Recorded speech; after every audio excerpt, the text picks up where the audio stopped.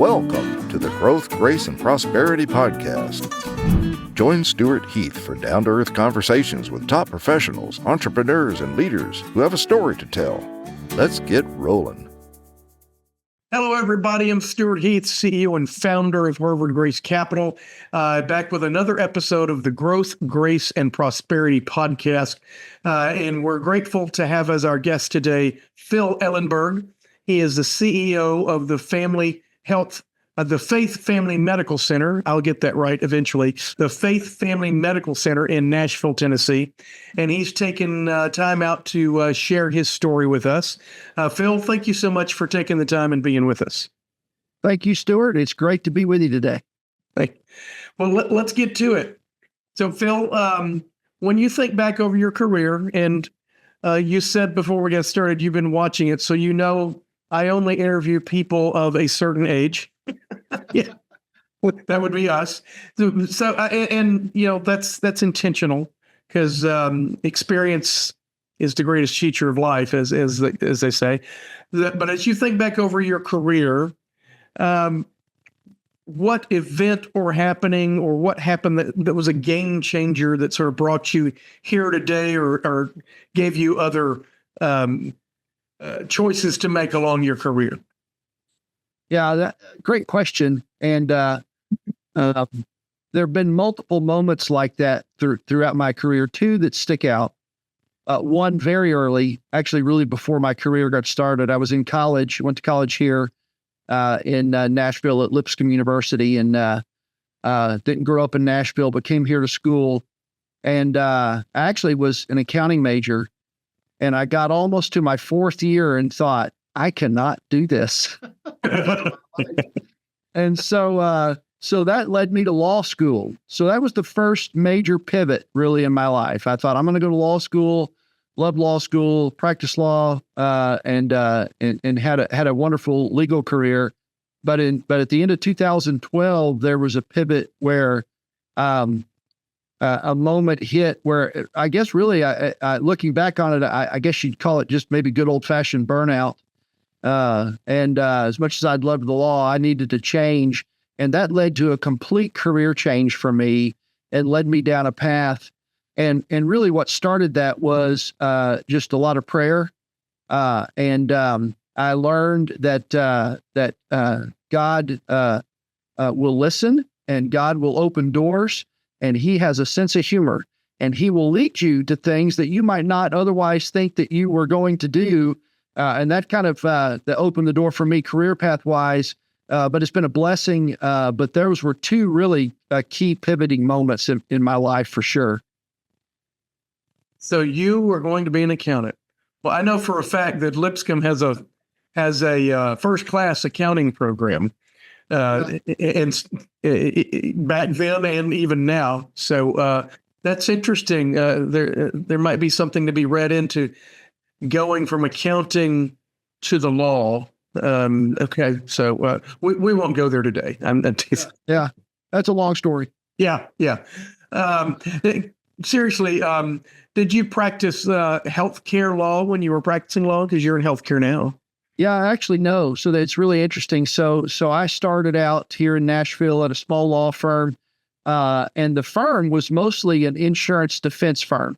You know, you own a business, you have your insurance coverage.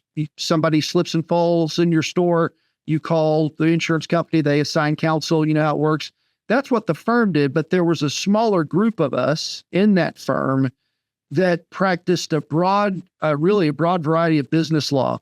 Corporate tax, real estate, estate planning, employee benefits, a little bit of everything in the employee in the business side, and that all kind of grew out of decades of the insurance defense work.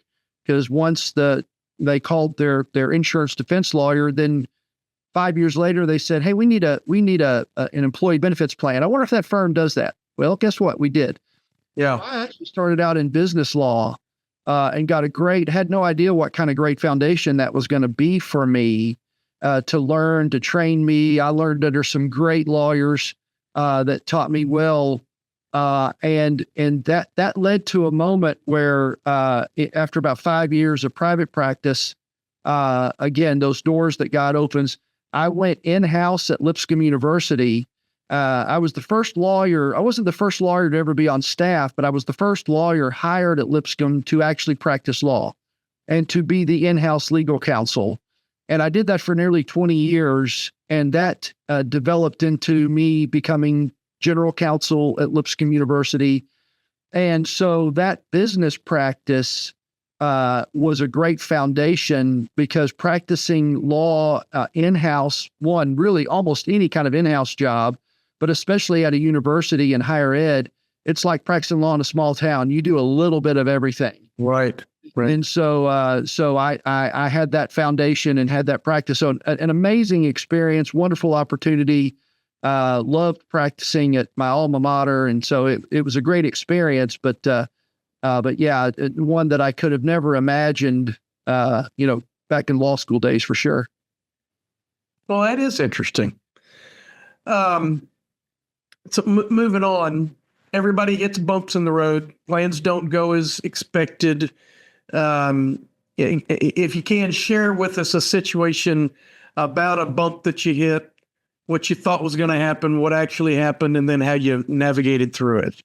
Yeah, so I've already alluded to it a little bit, and so all of these are intertwined. But after practicing law, being in-house counsel at Lipscomb, at the end of 2012, I really just kind of hit a burnout. Loved the people, loved what I did for the most part, but the job had evolved into what I called the fireman. And I put out fires pretty much all day, every day.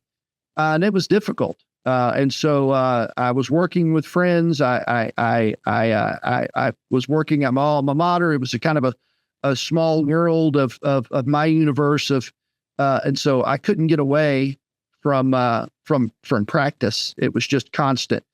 And so I needed a change, needed a breath of fresh air. And in that moment, there were lots of questions. And so what do you do when you hit that moment of, hey, I've got to do something different?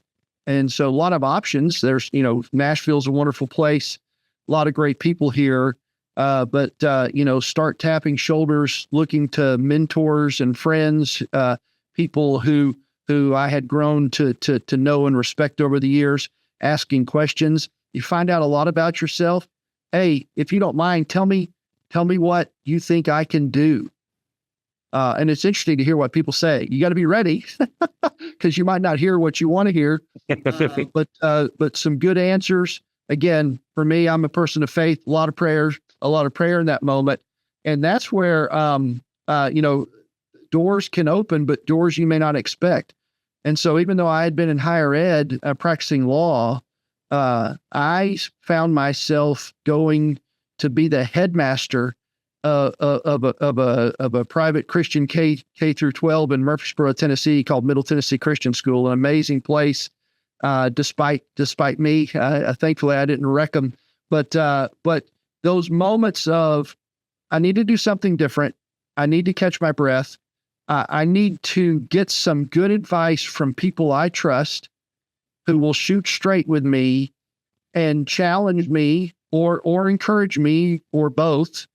But then having the, the trust, not only God, but also in myself to say, I'm going to do something completely different. And so I stepped into a completely new world. As far as leading a K through 12, it was one of the best experiences ever. Plenty of challenges.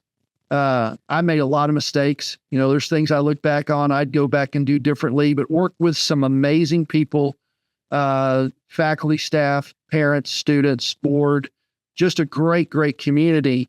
But that pivotal moment of deciding, am I going to do what I feel like is safe and go back and practice law somewhere because that's what I've done, although it just didn't feel right? Or am I going to do something that could literally change the course of the rest of my life? And that's really what happened. So you just kind of, you buckle up and you take a drink of water and swallow hard and say, all right, Lord, here we're going to do it. Let's see what happens. That is quite the change. But then again, as I was thinking about, was it? Because I wonder how much law were you actually practicing as general counsel at Lipscomb? And you said you're putting out fires every day, and a lot of people want to call their lawyer first thing, no matter what happens. So I wonder if, and you can respond to that. All the fires, were they legal fires, or were they just things that you needed to solve because you were the problem solver at least? Yeah, that's a great question, great insight, frankly, because over time, and I believe for those in-house lawyers out there who are general counsel, good general counsel aren't just giving legal advice. They're giving counsel, giving advice. And so it had evolved. And interestingly enough, for those that are around the Nashville area, Lipscomb has Lipscomb Academy. So there's Lipscomb University, Lipscomb Academy, one corporate entity, K through graduate school. So I actually represented the K through 12 as well. So I was involved with it, but not on a daily basis. But you're right. There were those moments where, hey, I'm going to be involved and I'm helping make a decision or giving some advice, literally at the elementary school or in high school athletics or whatever it might be. So, but going from a person who really was kind of a solo writer, I was the lawyer. I did what I did. I kind of, I was able to write in and write out, to a person then who was leading people, and helping, shape vision. And one thing, and this is where I talk, God having a sense of humor. The fact that then I was, anybody that knows anybody, that's in the nonprofit world, especially, or leading a nonprofit or a school, you do a lot of fundraising. And, I had sworn in my early career I would never be a fundraiser. I mean, I still vividly recall being on a trip to a national conference for planned giving. My early days at Lipscomb, and I went with a couple of fundraisers who did planned giving, and we stopped along the way in Louisville, Kentucky. Spent the night. Next morning, got up and visited with a donor. They invited me to go along. I thought, sure, if somebody's got to pay for my breakfast, great. I had no idea they were going to actually ask this guy for a gift at the breakfast. I thought I was going to have to be taken out on a stretcher. I about hyperventilated. I was way more uncomfortable than the donor was. The donor probably knew what was coming. That's right. Oh, I'm sure he did. He did. I didn't. But go from there to leading a school and now leading a nonprofit where I am now, where that's a big part of my day every day. But you learn if you're passionate. I'm happy to do that now because I'm passionate about it. Right. And I want people to walk alongside us. But again, would I ever dream that 30 years ago? No way. But here I am today. That is funny. I don't. We should all keep a list from when we're young on these things we said we would never do. I would never be a salesperson. And like you, I never wanted to have to raise capital. I just wanted to go do deals and stuff like that. Right. I mean, raising capital and talking to investors is pretty much what I do about 6-8 hours a day. Sure. And frankly, I like it. Right. I enjoy it. And like you, I'm passionate about the deals that we do, because we're not doing deals just to raise fees. We're doing deals because they're good deals. So anyway, not about me, but that is fascinating. And I think, you're right. God's sense of humor, and just be careful what you say you're never going to do when you're young. That's exactly right. That's exactly right. So, all right. How do you tackle handling, learning new things? The world changes all the time. Sometimes I hate learning new things, but when it's new, interesting stuff, I kind of love it. Yeah, you're an attorney. I'm a CPA. We got to get a certain amount of credits every year to keep the license in play. I actually love that kind of stuff. Other things, not so much. How do you go about it? Yeah, it's interesting. So like any good lawyer would say to any question, it depends. So it depends. If you ask my wife, she'll tell you, I love change. I love learning. I love certain types of change. I get excited. For instance, I'm not crazy about everything, but I love the changes, some of the changes, most of the changes in Nashville. I love the growth. I love seeing the new. And so those things excite me. I love helping organizations grow and fulfilling their potential, things like that. So that kind of, that when I'm learning for that, that's exciting to me. Frankly, when I walked in here to Faith Family, I started here in not the greatest timing in the world, March 2nd, 2020. So for those who remember in the Nashville area, March 2nd, 2020, that night we had some tornadoes. And so they did not hit our building where we're located, but we lost power for a couple days. That was my first day. We came back to the office. We were building a new building, so we were temporarily housed down the street. We're very close to Ascension St. Thomas Midtown, and within 2 weeks we shut everything down administratively because of the pandemic. The clinic stayed open. We're working remotely, and I'm brand new into a job, trying to learn a culture, and also. You asked a question earlier, did I practice healthcare law? I had never done anything healthcare. So I was learning, it was like learning a new foreign language. Yep. And so in that moment of learning something new, for one, there was really no option. I had to, but I was excited about it. And so it's just dive in and use every resource possible. I asked people that I knew, what medical newsletters do you read? What do I, Right. Yeah. You got to get Paul Keckley's newsletter. Okay. So I get that newsletter, get this, I spent many times in our chief medical officer's office saying, what does that acronym mean? Help me understand that. So I'm learning from people, I'm reading resources. I read some books, just frankly about leading healthcare and leading change. That especially in our world, what we do with helping those who can't afford healthcare, and so we're in that space.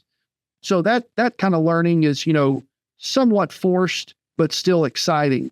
Then there's the other that depends. The other side of if I have trouble seeing value in it, I lose interest really quickly. And so, like one example, I remember I had I'm a PC guy, for my computer. I needed a new computer. This is when I was at the university. Some young guy in the IT area says, "Oh, well, you need an Apple. I mean, you need, that's what you need." And I'm like, okay. Well, I didn't know it was, again, speaking of different languages, he pops it in. I couldn't do anything. I said, look, I have work to do. I don't even know how to do this. It was the most afraid. So within about 24 hours, I had given it back and gotten a PC, and I'm still a PC guy. So I didn't give that much of an opportunity for learning's sake, but I didn't see the value in it. Around here, I try to be up on things as far as how we communicate and all, but all the different apps for communicating, I'm like, look, I'm just come in my door and just ask me, how about a text, a good old fashioned text, I'll reply.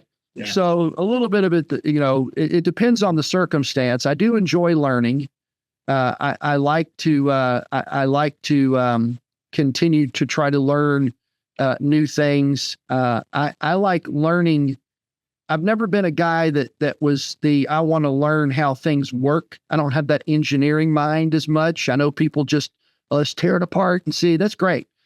I want to learn about things. I love learning about people. I love learning about cultures. I love learning about history, why. And so, give me a good biography, something like that. I'm learning and I try to mix in a little bit of, I try to read up-to-date new things, new books as far as helping me be a better leader. And I reward myself with a good biography or something that I just enjoy. So try to have a good balance, but there's something about lifelong learning. I think first of all, to be a good, well-rounded person, but also just to enjoy life, keep learning, don't stop.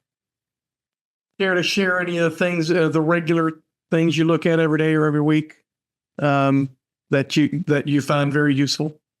I'm looking at my computer screen right here over here. So every day, I tell you, just from an information standpoint, I get the Nashville Business Journal online every day. I do more local, I find, than national. I do some national. I do some national things, and it's all mostly healthcare. I mentioned Paul Keckley. I do some with Becker's and some things like that.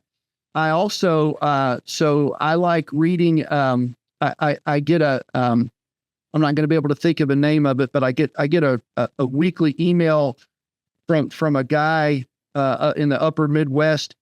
He's a pastor, and it's almost like a church bulletin, but it's so not. And I'm sorry that I can't think of the name of it. I'm not being very helpful, but it's a little bit of everything. It's a little bit of theology. Yeah. It's a little bit of pop culture. It's a little bit of trivia. It's a little bit of, hey, have you ever thought about this? Just challenging. I like things that help me think differently and to look at things from different perspectives. Yeah. So that's a really random sampling of kind of things that hit daily. And that's just in between all the junk emails that I keep trying to get rid of that I can't seem to keep from coming to my inbox. Yeah. Yeah. I'm up to about 200 an hour at this point. So it's crazy. My fingers getting carpal tunnel, just hitting delete, All right, let's pivot a little bit to finance. I always find it interesting from our guests who, we talk to CEOs, COOs who've had fabulous careers, very successful in what they do. How do you position yourself? And we're not asking for numbers or anything. How are you invested in what kind of assets personally, and what kind of things do y'all like to do? Yeah, so that's great. Another great question. Interestingly enough, as much as I enjoy change, and I'm pretty tolerant to risk, but yet back there behind me on somewhere on that one of those shelves is a book called Get Rich Slowly. It was a book written by William Spitz, who ran Vanderbilt's endowment for years. Another book called Wealth Without Risk. And it was all about the value of kind of slow and steady. Slow and steady wins the race. Be disciplined in your investments and in your savings and preparing for the future. And I started trying to do that when I was young and when my wife and I were first married. And so, the bulk of our assets would be retirement assets for us. And so it's mostly traditional looking stocks, bonds, that type of thing. I'm in my 60s now. I'm 61, so I'm starting to have that horizon. Although I don't want to give up too much as far as the upside to growth. So I try to. My portfolio is probably not. If you look at an age-based one, it's not quite my age yet. So, having said that, and there's a lesson in this I used to do it myself when I was younger, and when I had a lot longer timeline to correct my own mistakes, and so I felt more comfortable doing it. I enjoyed it, but it was also back, in the 80s, a trained monkey could get a 10% return, just about, and so it was kind of easy to look good, and so over time I've learned to trust in professionals who know what they're doing and understand what our goals are. And so we let people do that. I don't know how many times over the years I would, as a young lawyer, and in kind of side practice too, people would come up usually at church and say, "Hey, I wrote my own will from a program I got. Would you look this over for me?" Well, and I'm like, "Well, first of all, this is what I do, but yeah. Sure. I mean, yeah, freebie, that's fine."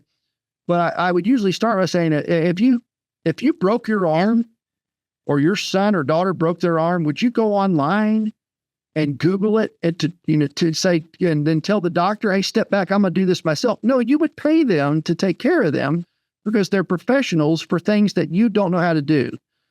Well, for most people, you don't know how to do good estate planning. Let somebody help you. So that's my whole philosophy.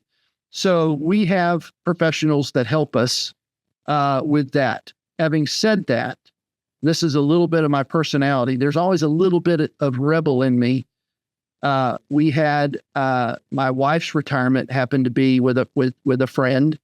I think they're still a friend. It's no longer with them because it tanked so bad that I frankly thought I have almost nothing to lose now, and her entire retirement is in one stock, and it's done amazing. Now we've since given it to our professional advisor, and he has said a few times we need to diversify this, but then he'll come back and go, well, it's doing so well. Let's wait, So we'll, but that's an anomaly, and it's not a huge position either. So we try to be disciplined in that. Then from a personal standpoint, it's a little bit of the same, but we are blessed to have some property investments, some income producing properties that were good investments, and so we're blessed to have options as to whether we just want to sell, take some profit, or just keep the rentals going. So that's a nice way to add it. And we were joking before we got on here about crypto. I actually have one crypto invest, very small. I mean, super small, but my son loves crypto, and he was telling me, oh yeah, this, you got to hang on, you got to get this one, and it's not Bitcoin, but so I said, okay, I'll get a little bit. And he, for the last 18 months, that just wait, hang on. Well, right now it's looking good. So now do they get greedy? Or try to, should I sell? But that the problem is with crypto, I've always had a personal mantra. I try not to invest in anything I don't understand. I absolutely don't understand it. It's explained to me multiple times. Yep. I still don't understand it. So I got a little bit of it, but I really honestly couldn't tell you I don't know what it does, what it is. I understand, but somebody out there knows, maybe, or they say that. Yeah, no, totally there. Don't do things you don't understand. And I wouldn't know how to go buy any crypto if I wanted to. I guess you got to open a Coinbase account or something like that. You can do it through an app. Of course you can. Of course you can. And I don't understand it. People say, well, it's a store of value. I'm like, I'm a CPA. I don't even know what that means. So, Right. Yeah. I don't understand it. That's what they say about precious metals. That I understand, because if I wanted, I could have the gold sitting right here next to me, like it's my friend. But can't do that with Bitcoin. But I mean, it's here to stay. Crypto is, and maybe one day I'll understand it. But yeah, that's great. Appreciate that. I would expect a diversified type answer like you gave from a long career and success. So that's fabulous. Any particular industries that you just don't tell us specific stocks or anything like that, but are there any particular industries your stock holdings and investments are targeting? Really, no. It's a really, really broad, diversified, really kind of a traditional, growth, blue chips, some international. When you look at how it's divided, my wife's, I'll tell you that, it's technology. That one, of course, that we put it in, it's a technology stock. Sure. But, it's really not heavy in any one. It's pretty well spread. Sort of like an S&P 500 type, right. Exactly. Type portfolio. Cool. Yeah. Great. Well, we're coming to the end here. This is the best question, I think, and sort of boil it all down. If you were mentoring someone and you've mentored students, I suspect in the past, given your career, or if there's anybody who just wants to follow in your footsteps, what one piece of advice, you can only choose one, what one piece of advice would you give that person? So well, this doesn't count as my answer, but I would first say aim higher. Don't look at me. Aim higher. Aim for somebody else. No. But when it comes to, there's so many ways to go on that question, but I do think for anyone, wherever you are in your stage in life, and it finally hit me probably in my 50s, because I had a lot of people mentor me, and I needed to be a mentor. I needed to give back, and I didn't feel like I had enough wisdom to be a mentor, and maybe I don't have enough wisdom, but I certainly have enough experience, and I've got the scars to prove it. And so I can just help. I can listen, and I can just share. And so this is not original with me, but kind of from a biblical point of view, is to be a Paul, be a Barnabas, be a Timothy. And for those that are unfamiliar, Paul was an older gentleman. Timothy was his protege. So Paul was a mentor to Timothy. And he was young. Timothy was young enough to listen and realize the wisdom of an older person. But then that really important relationship was a Paul and a Barnabas. They were friends, but they could help each other, but they also had a big falling out. But guess what they did? They handled it in the sense that, hey, we're still friends. We don't have to agree on everything, which is a lesson that our country could use. Frankly, in the world, we don't have to agree on everything to be friends and to respect each other. And if you've got somebody that you can look up to mentor you, and if you've got a friend or a colleague that's your peer that can help you sharpen that saw, and you can help each other, and then if you then can also help mentor someone younger than you, you're going to give back. And you're going to benefit, and they're going to benefit. And so it's a win-win. And so how many times in life do we get to have win-win? So I just say, look for those opportunities, and just share the experiences that you've been blessed to have. Would it be fair to summarize what you just said as don't do life alone? Yeah. That's the legal training. We got paid by the word. I would never say anything that's succinctly. No, that's a great point. Okay. Don't do life alone. I love that. I mean, you need somebody mentoring you, and then you need to be mentoring somebody. And I agree. I think I've always gotten more out of the relationship when I've been the mentor than the mentee, because their questions help me summarize all of my experiences to be able to relate it back to them. And I take some learning from that as well. So that's great. Well, Phil, thank you so much for your time. Thank you. I appreciate what you're doing. Like what you're doing with the Faith Family Medical. It reminds me of another type ministry I used to be affiliated with somewhat down in Franklin, Tennessee, when I was living there. But doing for folks who need help.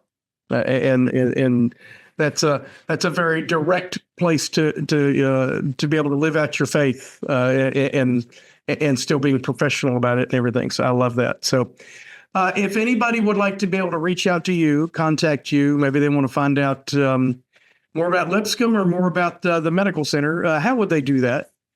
Yeah, sure. So the best way to reach me is you can email me. It's P. Ellenburg, PELLENBURG @faithmedical.org, or just go to our website, faithmedical.org, and you can reach me. I'm on LinkedIn as well, so I'm pretty easy to find. Would love to connect with folks out there.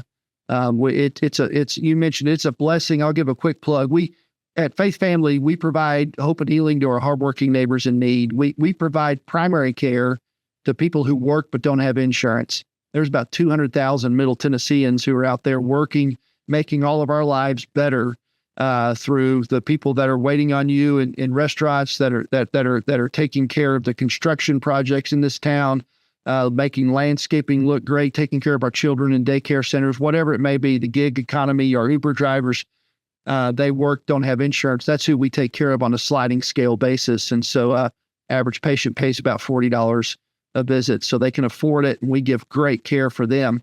So it's a wonderful opportunity for what I do, but love making connections in the community. So reach out, and I'll buy you a cup of coffee, and love to hear somebody else's story. Great. For the audience, we'll make sure all of that contact information is in the show notes, so it'll be easier for you to find and click on and reach out to Phil. Phil, once again, thank you for joining us. And I hope everybody will come back and watch for the next episode of the Growth, Grace, and Prosperity podcast. I'm Stewart Heath, your host. Phil, thanks a lot. Take care. Thank you, Stewart. It's been a pleasure. Thanks for tuning in to the Growth, Grace, and Prosperity podcast. If you'd like to be a guest, visit growthgraceprosperity.com/guest. We'd love to hear your story.